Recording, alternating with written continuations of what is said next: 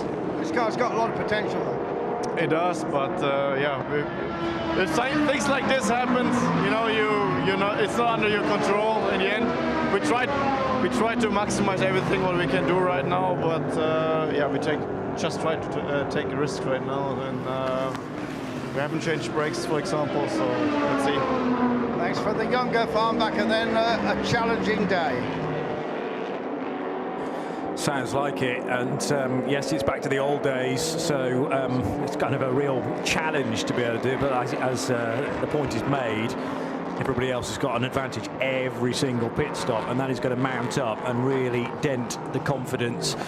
But they'll plough on and see how they get in the next couple of hours, whether that changes. Massive battle again on for the race lead. I mentioned that Mike Conway was taking strips out of Alexander Rossi in the earlier scrap for second. Well, now he's made short work of the 3-second gap or so as it stood to the race leader, Helio Castroneves. One thing catching, another getting by, particularly because Helio Castroneves just seems to be able to decompartmentalize the fact that even though he's got a car right on his tail, he can fully focus on the road in front.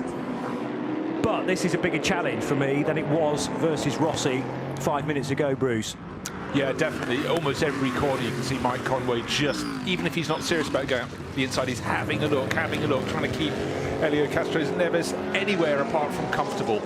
Out of turn 3 they go, and it's still Helio Castroneves leading in that Acura car number 60 from Meyershank Racing, but Mike Conway in the Whelen Engineering Cadillac just has the pace at every point around the track. But, you know, Helio's been around the block a few times. He knows how to drive a wide car if need be. But again, it's multi-class racing. You've got different chicanes up ahead of you. I'm talking about cars that aren't doing anything wrong, but they're running at a different pace. So out of turn 6 and 7 and up onto the banking they go. It's still the Meyershank Racing car, still pretty much the same margin as it was over the start-finish line, 0.4 of a second. And another lap gone, another lap in which Alexander Rossi is falling away from their pace. He's 6.3 seconds back, only 1.7 seconds clear of Richard Westbrook. I said Westbrook was starting to close up, so the number 10 being caught, that's the Acura with Rossi on board and Richard Westbrook catching it in the JDC Miller Motorsports Cadillac. But meanwhile up front, it's nip and it's tuck, but it's still just advantage Helio Castroneves. Great racing.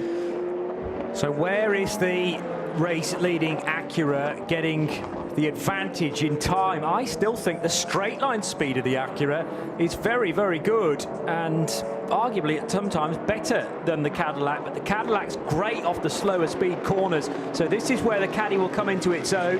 On the braking, very decent. The drive off the corner, though, it closes once more on the pink and white number 60 out front. And if Conway can get it nice and tight into the apex, the door's left very wide open by Helio Castroneves, so he's encouraged or confident that he can get some good speed off the lower corner at International Horseshoe. There's an LMP3 car to deal with. They will both go on the high side of that, and then an LMP2 car next up, or is that no? It's another LMP3, I think, Duquesne this time around. No, it's not. It's one of the recovering Chip Ganassi racing cars, I beg your pardon, and they will go side by side now.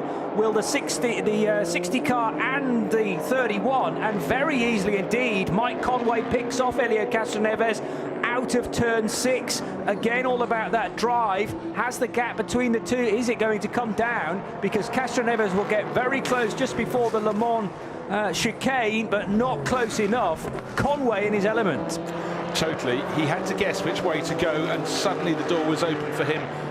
He guessed right, and he had the pace to go past anyhow, but it was a real question of if Helio Castroneves was going to leave a gap for that, and unfortunately for him, he did, and the opportunity was grabbed with both hands.